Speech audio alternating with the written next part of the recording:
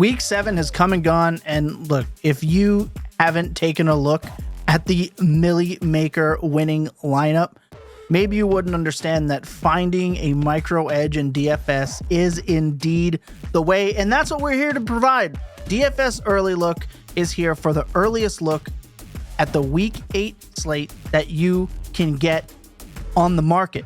Myself and Jake Tribbey are going to give you what we think are the earliest looks at the best plays for your DFS slate. Lock in so we can get you to the top of the leaderboard. What? Why are you shaking your head?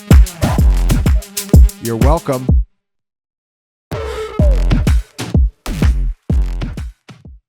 I'm Thomas Tipple. That's Jake Tribbey. This is the DFS Early Look. We are recording this Monday afternoon. So the Monday night games, they have not hit, but that does not mean we can't start looking into Week 8, Jake. And with some teams coming back off of bye weeks and one specific quarterback coming back to potentially wreck the slate, let's dive in to some of the early best plays for DFS this week. We're going to start it off the same way we do every week with quarterback, and a guy that went into the bye week as hot as can be seems to be at a discount in a great matchup. Let's talk about Caleb Williams. Yeah, Caleb Williams really hasn't seen much of a price bump so far this season. Only 6,000 on DraftKings. That's the quarterback 14. Similarly priced on FanDuel at QB 15. He has 3 games over 23 DraftKings points this season, and all of those games have come against defenses that rank among the 8 softest by schedule-adjusted passing fantasy points per game allowed. And, well, Washington ranks as the 4th softest schedule-adjusted defense for opposing passers this season. The 26.5 DraftKings fantasy points per game Caleb Williams has averaged against poor pass defenses would actually lead all slate-eligible quarterbacks over the full season. Now that's great, and I'm sure it means Williams, whose PFF passing grade has improved every week since week 2, will project as a solid value around the industry. But what this game really needs to make Williams an awesome tournament play is a healthy Jayden Daniels. Daniels is week to week with a rib injury right now, and if he plays, this should be right there as the highest total game on the main slate. We know Williams is capable of monster fantasy scores, and if this turns out into a shootout environment against a bottom 5 pass defense with Jayden Daniels under center on the opposite side of the ball, I mean, he could absolutely break the slate at just 6,000 on DraftKings. Right, and we know the injury with Daniels, but I have a strong feeling he's going to play. I think the game this last weekend was so out of reach. They didn't bother, but they are kind of pushing for a 1 seed in the NFC. I predict Daniels plays making, like you said, Caleb Williams an absolute smash. Let's turn it to a running back that people were legitimately concerned that the backup would usurp the starter, but it would appear Braylon Allen is not the usurper we once thought, because Breece Hall is back to Mr. RB1, not priced as one, as the RB8 and the RB12 respectively. Let's talk Breece Hall. Yeah, Breece Hall has averaged 20.7 expected fantasy points per game, 24 actual fantasy points per game, and an 84% snap share since Todd Downing took over as the Jets offensive coordinator. Over the full season, those numbers would rank best, and second best behind only Kyron Williams in terms of snap share. So simply put, the workload for Hall demands an $8,000 DraftKings price tag, but he's not even close to it this week. New England is a top 6 on paper matchup, so the matchup is great by any sort of schedule adjusted metric you look at, but the Jets being 7 points favorites here is really what makes Hall exciting. Hall averages 11.8 more fantasy points per game in wins relative to losses since the start of his career, and his per snap productivity jumps 110% while his team is leading.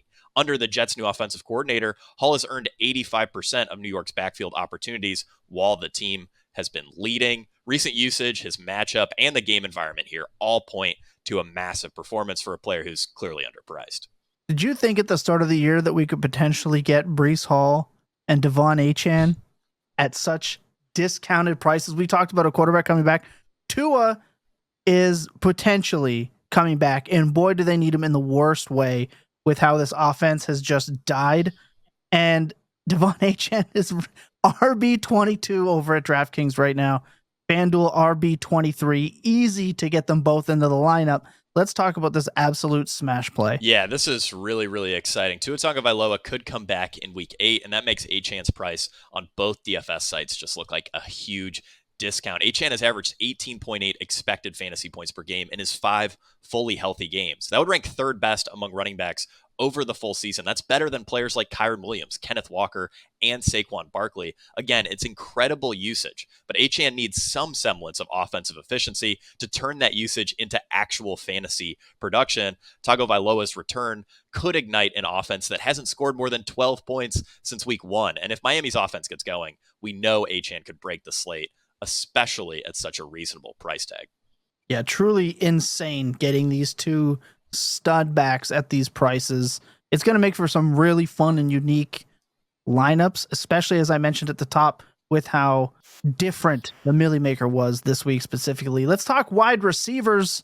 Very difficult position in terms of getting that upside a lot of weeks, but this week it looks kind of wide open. We're going to talk about Jayden Reed, wide receiver 14 on DraftKings, FanDuel wide receiver 8, 2 fairly disappointing weeks back to back, yet he's in your write-up. Let's talk about it. Yeah, so Jayden Reed and Romeo Doubs both had an 86% route share in week 7. They were actually the only Packers wide receivers to earn a route share over 50%. And that didn't translate to a notable fantasy performance for Reed, but it is notable that he's looking at, by far, the best possible matchup for wide receivers this week. Jacksonville is the single softest schedule-adjusted matchup for opposing wide receivers, allowing the second most passing yards per game, the highest passer rating, and the 4th highest yards per attempt in the NFL. This is an incredible matchup for a player that can go nuclear on minimal volume. Reed doesn't have any games with over 8 targets this season, but he has 2 games over 27 fantasy points. He's been hyper efficient, and if the volume's there in an elite matchup, that makes him a really exciting tournament play. Yeah, we're looking for boom potential. Jayden Reed is that 100%. Let's talk about a Cleveland Brown here versus Baltimore. Obviously, the matchup versus Baltimore has been massive in terms of fantasy points provided, but you don't have the wide receiver I think people expected. Let's talk about it. Yeah, so I wrote up Cedric Tillman this week. He's only 3,300 on DraftKings. That's a wide receiver 96 price tag. A bit more expensive on FanDuel at 5,100. That's wide receiver 70. But here's the shocking stat. No wide receiver earned better usage on Sunday than Cedric Tillman at 24.2 expected fantasy points. Again, you heard that right. Tillman led week 7 wide receivers in first read targets. He ranked 3rd in air yards, and he scored more fantasy points than Jamar Chase. He's now a full-time player post Amari Cooper trade in one of the league's worst offenses, but his near minimum price offsets any efficiency concerns. And I think he should be fine regardless of who starts at quarterback for the Browns. Dorian Thompson-Robinson targeted Tillman 7 times for a 30% target share in only one half of play together. And then when Jameis Winston replaced him, Tillman still earned another 2 targets in the game's final 4 minutes. For week 8, Tillman gets a top 4 schedule-adjusted matchup, as you alluded to, against Baltimore. And Cleveland is listed as a 10-point underdog, so they should have to throw here early and often. Tillman is the cheapest bet on volume you can make this week, probably by a significant margin, assuming injuries don't open up any other value.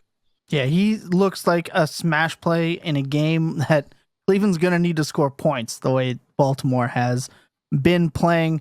Let's talk about the most pleasant surprise in fantasy, the savior of the tight end position, maybe one of the few players truly worth their number 1 positional price.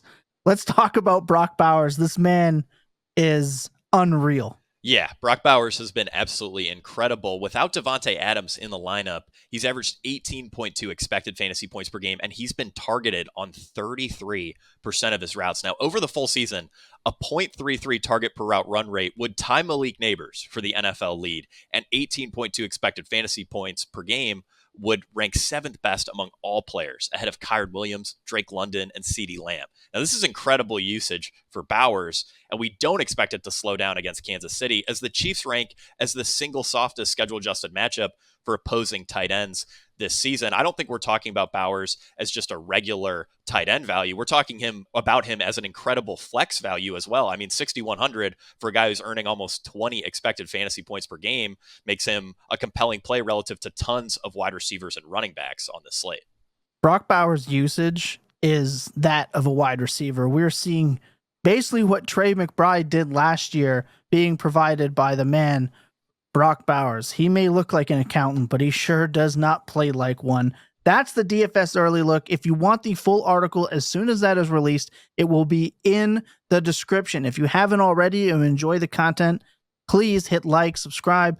All of that helps us go a long way. Leave a comment below on what you think the best play is going to end up being for week 8. For Jake Tribbey, I'm Thomas Tipple. This was the DFS Early Look. We'll see you guys right back here for week 9. Good luck, and we'll see you at the top of the leaderboards.